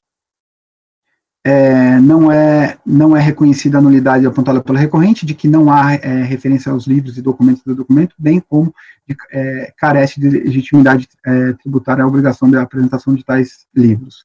Nesse tópico, a DRP faz grande arrazoado e aponta que o relatório fiscal de folhas 18 é apresentado pelo agente autuante, todos os documentos que deixam o recorrente de apresentar, e as formalidades legais que não foram atendidas e as informações constantes nos documentos que não expressam a realidade, juntando cópia dos documentos fornecidos pela Prefeitura Municipal de Nova Veneza. Ademais, a DRP aponta que a fiscalização, que a infração de deixar de exibir documentos relacionados aos relatórios fiscais necessários às verificações de regular cumprimento das obrigações previdenciárias estão previstos no artigo disposto. A DRP julgou não haver cabimento à hora recorrente em relação à relevação de multa nos modos do artigo 191, pois não houve a correção por parte da recorrente da falta apontada no meio do lançamento. No recurso voluntário, interposto em 18 de outubro de 2006, o sujeito coletivo reitera os termos da impugnação, protesta pela apresentação de provas. E alega. Entretanto, conforme afiançado na impugnação fiscal, tempestivo de plano, nada disso ocorre no caso vertente, desde que os livros se encontram na impugnante. Falta apenas localizá-los de modo adequado, o que não foi possível no prazo consignado pela fiscalização em virtude da morte do antigo contador da impugnante. Ora, se os documentos se encontram na empresa, bem como o tempo disponíveis para apresentá-lo encontravam-se escasso, necessária a apresentação à fiscalização dos documentos apresentados, e como houve requerimento na impugnação fiscal de produzir produção probatória, a não realização da mesma representa a violação da ampla defesa. Assim, deve ser reformada a decisão decorrida para fim de reconhecer a nulidade. Na folha 149 desses autos de processo administrativo consta o memorando da Receita Federal, informando sobre o manual de segurança sobre a desnecessidade de recolhimento do valor de 30% para resguardar a admissibilidade do recurso. Da admissibilidade do recurso, todos os pressupostos de admissibilidade foram observados. Da introdução da delimitação da alegação trazida pela recorrente, a recorrente alega em sua peça recursal que não ocorreu os fatos apontados pela fiscalização, uma vez que os livros solicitados pelo agente autuante se encontram na sede da recorrente, faltando apenas localizá-los de modo adequado, o que não foi possível no prazo consignado pela fiscalização em virtude da morte do antigo contador da impugnante. Afirma a recorrente que, estando os livros na sua posse, caso não seja lhe dada a oportunidade de apresentá-los, isso acarretará a violação de ampla defesa e do contraditório, violando lá o artigo da Constituição. Justamente defesa, ora, a recorrente teve vários meses para buscar os referidos livros, pois consideramos a primeira solicitação no dia 5 de abril de 2006, até o presente protocolo da sua peça recursal, que se deu em 18 de outubro de 2006, visualizamos o longo prazo que a empresa atuante teve para tal feito. No caso em foco, não vislumbramos a ocorrência não ocorrência, desculpa, está repetido, certamente de defesa da recorrente, sendo que a mesma teve todas as oportunidades de apresentar os livros solicitados para classificação, mas não fez em nenhum momento, apenas faz alegações genéricas e de que está de posse de livros e que não apresentou por não ter êxito em localizá-los. Tem razão a recorrente.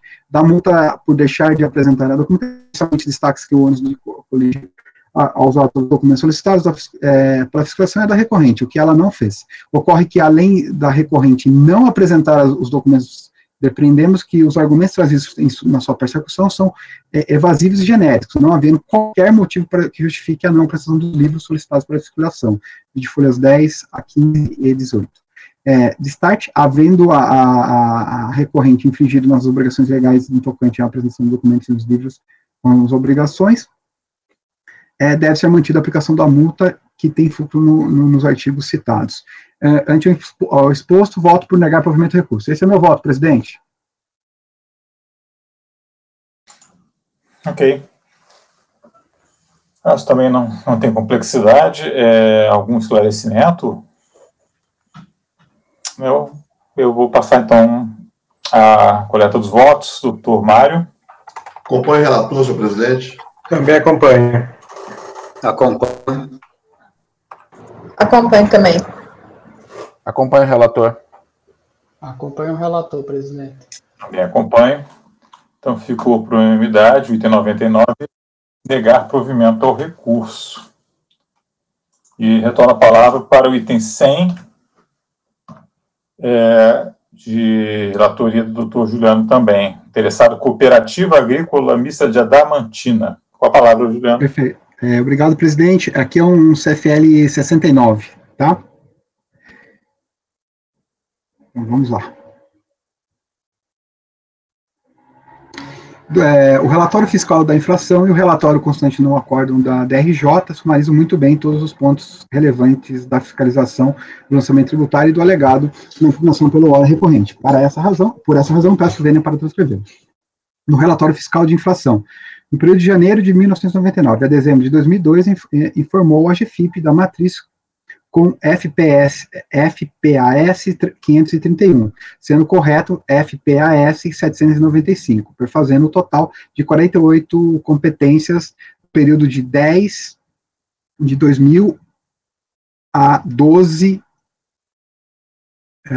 desculpa, está faltando uma barra aqui, gente, desculpa. De 2002. Informou a GFIP do estabelecimento filial CNPJ-X com a FPS 604, sendo correto FPS 787, perfazendo um total de 27 competências com incorreção. Vamos lá. Do relatório constante no acórdão. Em sede de autoria fiscal, sobre a jornada de procedimento fiscal, número X, certificou que o auditor fiscal Luiz foi por este lavrado autoinflação X, protocolo na Receita Federal tal, em face ao sujeito passivo acima identificado,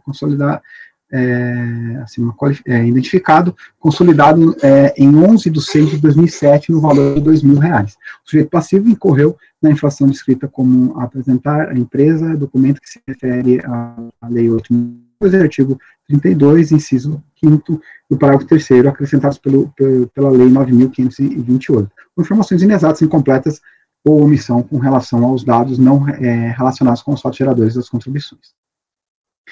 Vamos lá. Da impugnação, o certificado do sujeito passivo tempestiva apresentou a impugnação no lançamento aduzindo em síntese. Decurso de prazo legal decadencial. As contribuições lançadas na GFIP e devidamente informadas e entregues ao INSS e recolhidas pelo contribuinte se tratavam de contribuições a que se devidas pelo contribuinte, tendo como fatos geradores da obrigação previdenciária as datas compreendidas no período relacionado. O prazo legal para o fisco pudesse levantar eventuais falhas, omissões e créditos, e ainda aplicar a eventual penalidade por prática de atos contrários à lei, o previsto como de 5 anos contados do fato gerador da obrigação tributária.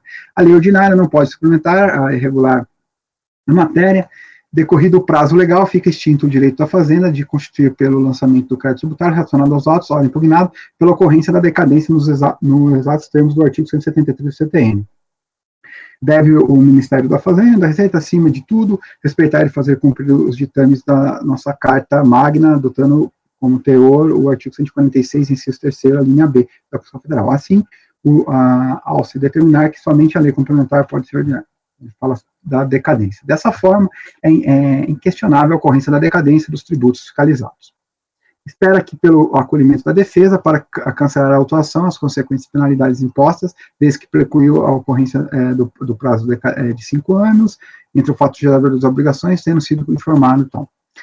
Alternativamente, e não sendo acolhido o pleito inicial, seja considerado extinto o crédito tributário, alcançado como obrigação principal e, por consequente, da obrigação acessória, correspondente à penalidade autuação imposta, em referência a todo o período dos fatos geradores compreendidos entre 1999 e a dezembro de 2001, já que fulminado, extinto pela decadência.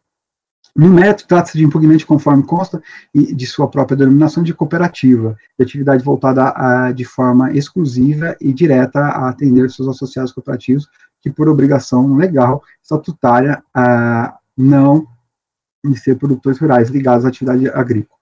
A lei que regula a atividade da hora impugnada é a 5.764/71, o que define política nacional de cooperativas. Instituiu o regime jurídico das sociedades cooperativas e dá outras providências. O artigo 10 da referida lei regula a forma e a classificação das cooperativas, tem como parâmetro fixo os objetivos naturais das atividades desenvolvidas. Assim, a hora autuada obedeceu estritamente aos preceitos legais, desde a sua constituição, tem por objeto a natureza voltada eminentemente para atividades agrícola rural.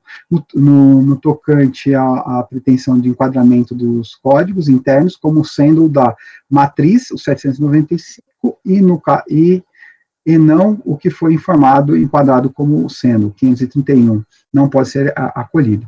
Na matriz, o enquadramento se dera pelo referido Código 531, notadamente pela previsão contida no caput do referido artigo 2º da Lei 11.146 de 70, que dentre as atividades eminentemente rurais, agrícolas, e que é voltada ao seu objeto, enquanto previsto no inciso 7, ou seja, a indústria de beneficiamento de café, vez que os referidos caputs mencionados de forma expressa a exclusão da cooperativa. O fato de existência de outro código não possui o condão de imputar ou de imputar que o enquadramento anterior ou foi de forma errônea ou indevida. No mesmo sentido, mostra-se justificada a atuação efetuada quanto à filial, quanto tratamento de campo experimental com atividade ligada diretamente à atividade de produção primária. Assim, a referida filial não podia e não pode ser enquadrada no FPAS 787, pois a atividade desenvolvida na mesma não se enquadra em qualquer das descrições contidas no referido código. Dessa forma, deve ser acolhida a defesa, ora apresentada, para se declarar a inexistência do ato dos praticados tido como legítimos e cancelando seu auto de infração. A DRJ não considera as alegações de decadência, por considerar que se aplica. Ademais, esclarece que não cabe à instância administrativa discutir tese de ilegalidade, inconstitucionalidade, e fala que se aplica 10 anos. No mérito também refuta todas as incorrências da hora recorrente. No recurso voluntário, interposto em 11 de setembro de 2008, o sujeito passivo reiterando os termos da impugnação e apresenta as seguintes conclusões. Diante de todo exposto, pugna-se por referência à atuação presente, seja promovido recurso para que se acolhida a defesa, inicialmente, ver reconhecida a decadência. Por fim, espera que provido o recurso para acolher a defesa, declarando a inexistência de qualquer ato praticado pela cooperativa. Nas peças recursal, a abordagem dos seguintes capítulos para a devolução da matéria: preliminar de decadência, do mérito das conclusões finais. Esse é o relatório, passo ao voto, presidente. O recurso voluntário atende todos os pressupostos de admissibilidade, por isso eu conheço. Da decadência, a recorrente pleiteia a decadência.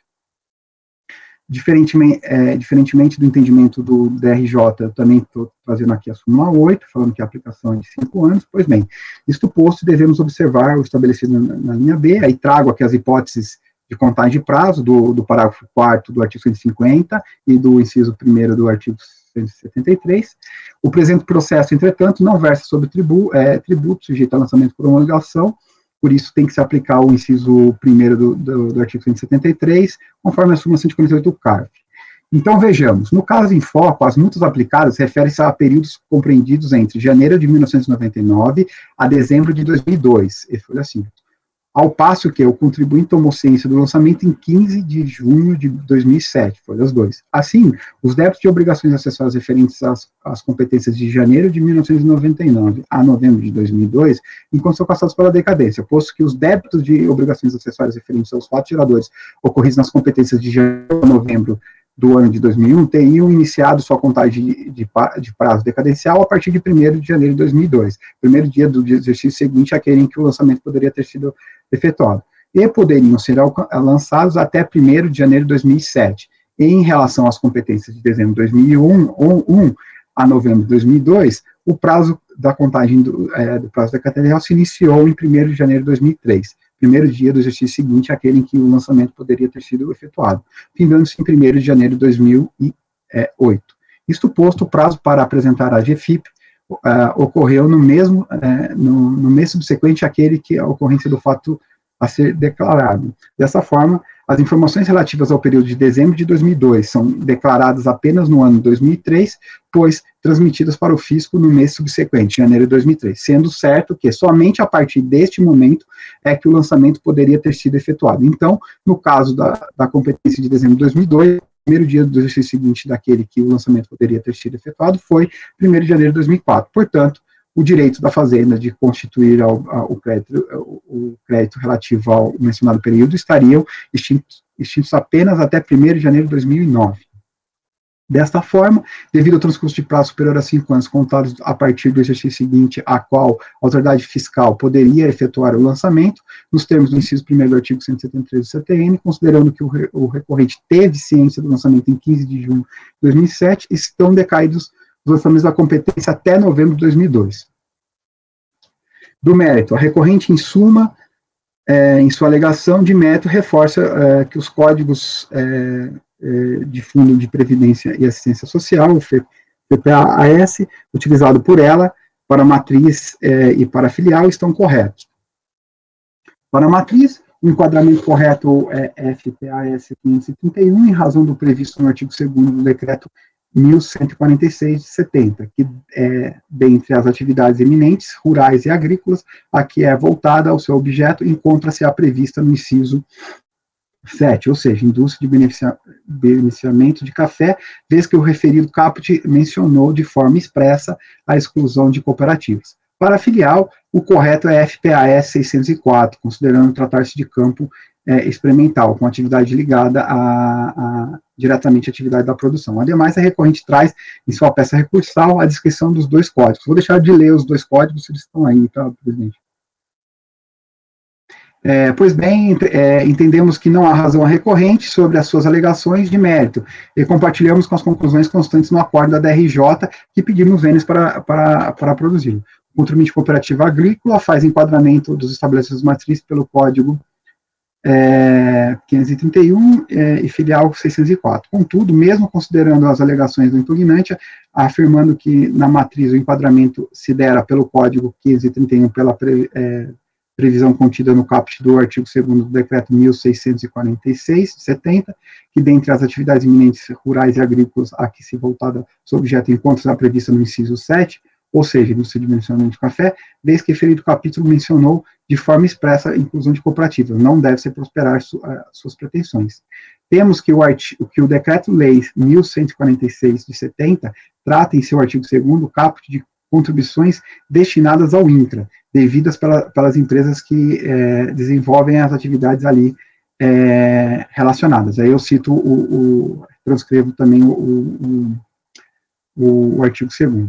Em sendo assim, a impugnante na qualidade de cooperativa com atividade de beneficiamento de café enquadra-se perfeitamente no referido rol, estando sujeita à contribuição diferentemente baseada na alíquota de 2,7.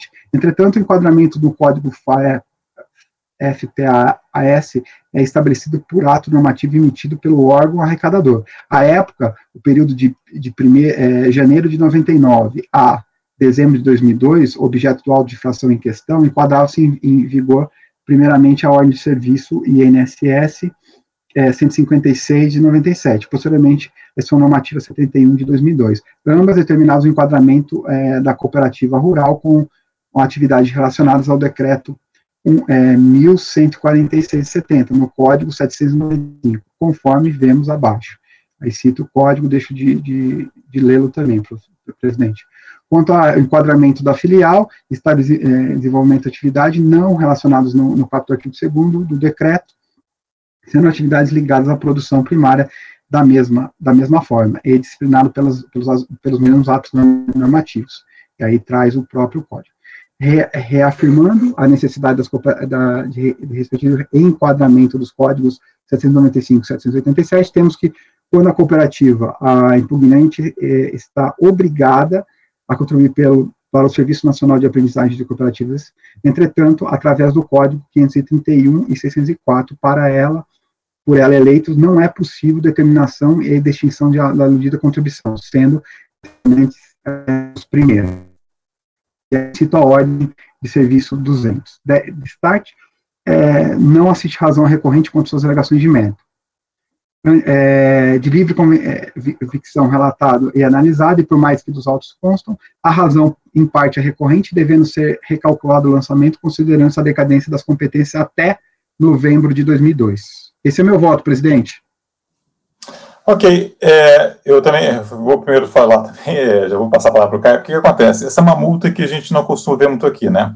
É a multa CFL 69, e ela é uma multa por descumprimento de deixar, são dados não correspondentes a fatos geradores das contribuições previdenciárias. Como é que ela é calculada? Ela é calculada por competência não declarada. 100%, essa aqui é 5% do valor mínimo previsto no caput do artigo 283, por campo omisso, incompleto ou incorreto. Então, ela é por competência, então você faz o cálculo, né, vê todas as competências e chega um número. No caso, eu abri aqui o processo, a gente chegou, tem na página... Cadê a página? É por campo, não, Rony. É por campo incorreto. É por campo. Ah, tá, por campo incorreto, tá. Vou explicar aqui. Então, o que acontece? Por campo omisso, incompleto, incorreto, mas respeitado o limite máximo por competência. Então, eles veem os campos por competência. Por isso que eu falo competência, porque, na verdade, peixe a vida, decadência, a gente vê competência, tá? Aí, o que acontece aqui? Foi lavrada uma multa de R$ 2.868, tá? E lá, no final da auto-infração, está escrito assim, no período de janeiro de 99 até dezembro de 2002, informou a GFIV da matriz com a FPAS 531, sendo correto de FPS 795. E aí, na verdade, a princípio foram dois campos incorretos, tá, em 48 competências, tá? E então eles fizeram o cálculo lá, esse 5%, valor mínimo e tudo mais. E eu estou falando tudo isso aqui só para explicar, está correto o encaminhamento, é só, talvez, assim, mudar um pouquinho a proposta, assim, o encaminhamento do dispositivo, né? Dá provimento passar o curso, minha sugestão, mas vamos ouvir também o Caio depois aí. Para que a multa seja recalculada considerando a decadência das competências até novembro de 2002, inclusive. Na verdade, só vai sobrar competência, que as competências lançadas foram, porque ele faz a multa elaborada hoje, mas com base no último competência. Só vai sobrar competência em dezembro, só no caso, porque estaria decaído até novembro. Perfeito. Mas cálculo lá. Tá? Então, aí, na verdade, assim, para refazer a multa, mas considerando a decadência daquelas competências, sobre as quais não caberia lançar. É a minha sugestão, assim, né, de encaminhamento. Mas eu falo aí, o Caio primeiro, depois o Mário, por favor. A minha questão é quanto à contagem da decadência. Como se trata de 1731, é primeiro dia do exercício seguinte aquele em que poderia ser lançado, tá? Então, por exemplo, a competência novembro de 2002, ela poderia ser lançada ainda em 2002. Em dezembro, A partir do momento que ele não apresentou a GFIP, em dezembro já poderia ser lançado, certo? Então, o primeiro dia do exercício seguinte àquele em que poderia ser lançado é 1º de janeiro de 2003. Contando 1º de janeiro de 2003, a decadência vai até 31 de dezembro de 2007. Como é que foi esse lançamento mesmo, gente? Eu me ative mais as questões do cálculo aqui, mas é obrigação acessória. Sim, mas quando é que foi efetuado o lançamento mesmo? Qual? 15/6 de 2007. 15/6 de 2007, deixa eu ver aqui então. Eu não cheguei a contagem aqui. 15/6 de 2007 tá nas páginas 2. Só novembro de 2001 para baixo estaria decaído, né, Caio? 13º, 2001. É 2001, tá certo. Tem erro aí na contagem. Aí eu entrei na seguinte questão. Não, o 13º também estaria decaído. Não, mas o 13º também. Eu vou chegar. Em dezembro. Isso. Deixa o Caio terminar. Vamos lá, Caio. Eu vou chegar nisso. Se vocês forem... considerou 48 competências. Ele listou de janeiro de 99 a dezembro de 2002, ele considerou 48 competências. Ele não considerou 13º. Porque senão seriam 4... Isso não é contribuição, gente. Isso aí ele botou o código lá ele colocou um código errado, mas isso não tem a ver. São obrigações não relacionadas com as previdenciárias. Isso é CFL 69, gente. Isso aqui é informações inexatas com dados não relacionados aos fatos geradores de contribuições previdenciárias. Não tem 13º aí. Mas pode ser que... Poderia ter, né? Ele formou a GFIP da matriz com FPAS errado. Então, o FPAS que está errado, não é a competência do 13º. Mas é que tá, tem a GFIP do 13º também, né? São 13 GFIPs, né? Não sei mas ele não considerou. Não. São 13 GFIPs no ano. Poderia ter 13 competências, sim, Rony. No caso tem 12. Ele não considerou. São só 4 anos, os 12 meses, não é estranho. Mas aí o problema é que não tem um detalhamento do cálculo no alto, tá? Tem sim, Rony. Ele de cálculo eu não achei. Não tem. Então, o dado 48, a gente pode pressupor que ele não lançou. O Mário achou. Tá onde? Aí na folha 6, ele coloca aí, são 50, ele aplicou a multa de 59,76 vezes 48. Então, ele considerou de janeiro de 99 até dezembro de 2002 mas isso esse mensal. Sim. Eu queria fazer um outro esclarecimento. Nesse caso aí, eu acho que o cálculo da multa não é bem dessa forma que está sendo colocado. É simplesmente assim, ele foi considerado 59,76 por cada GFIP entregue com o FPAS errado. Então, seria contar. Não tem que discutir. Para mim, não entra esse negócio de novembro.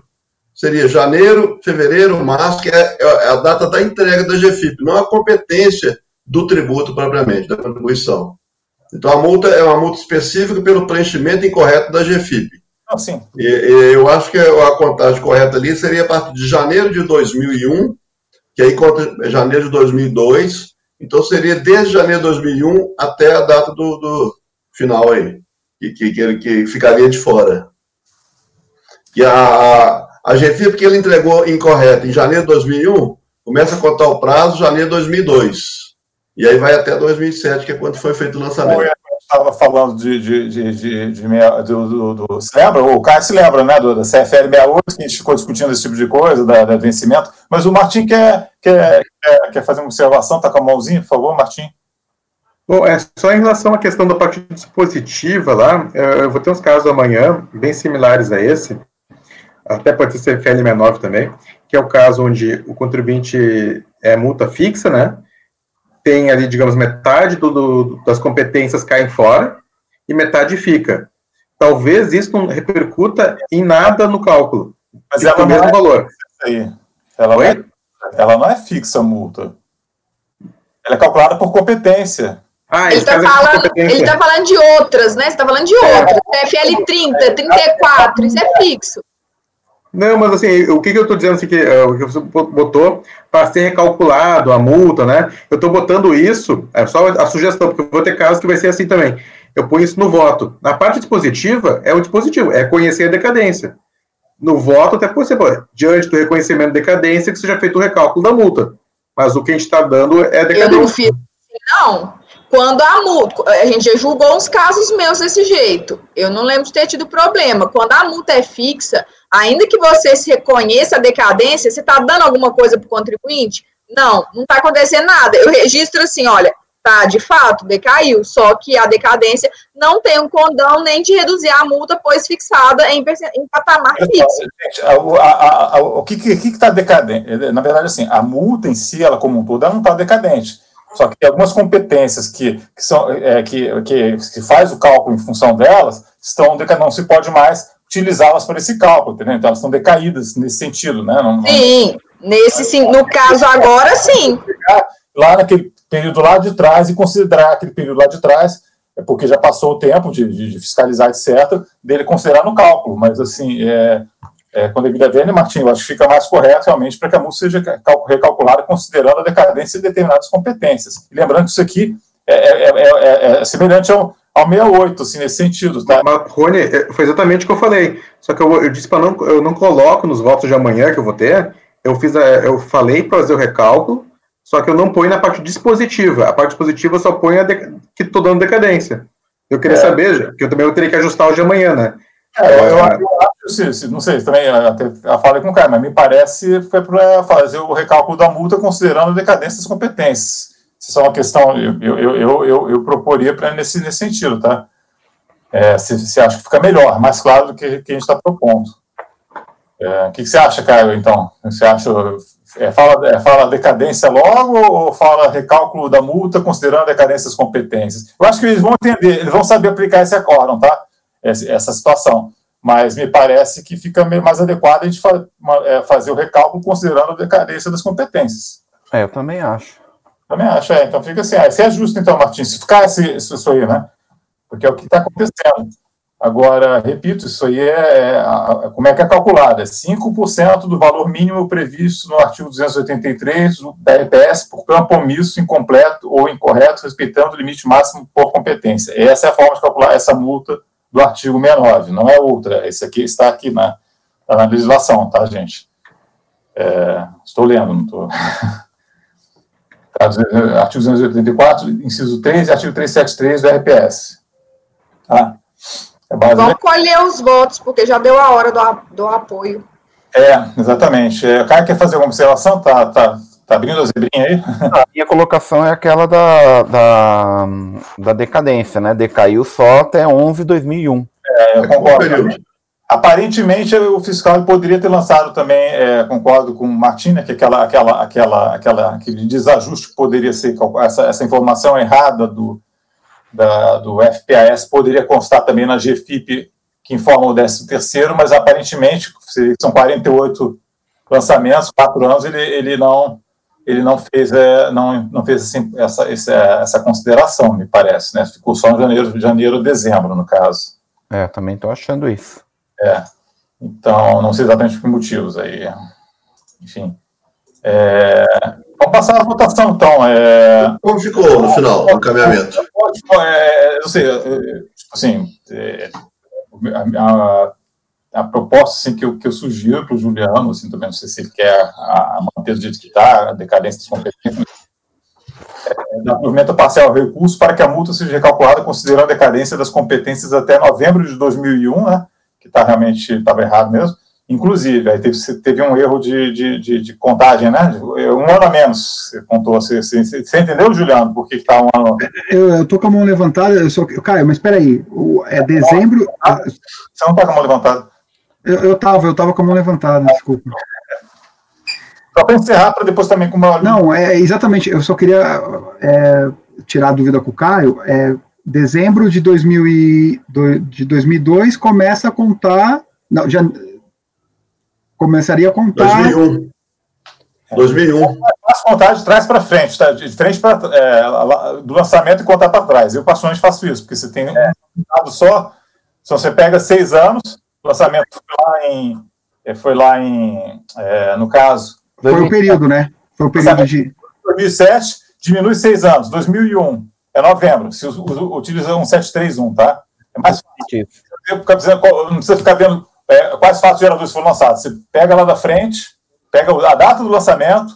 Volta a 6 anos. 2010, estaria decaído quando? Diminui 6. 2004, até novembro de 2004. Você faz 2 segundos a conta, tá? Agora, se você for pegar o que foi lançado e for ficar fazendo, vai dar mais confusão, tá?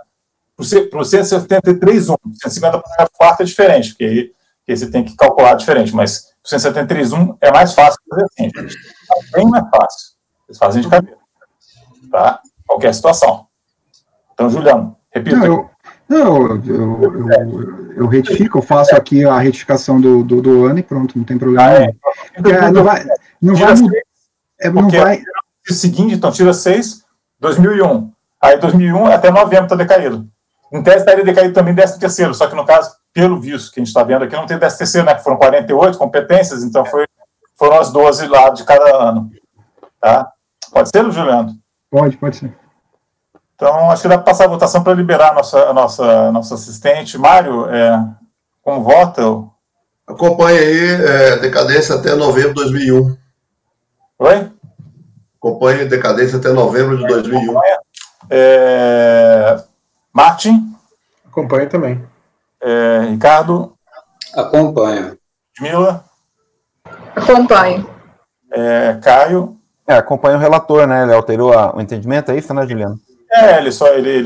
A contagem ele alterou lá. Ok, acompanha o relator.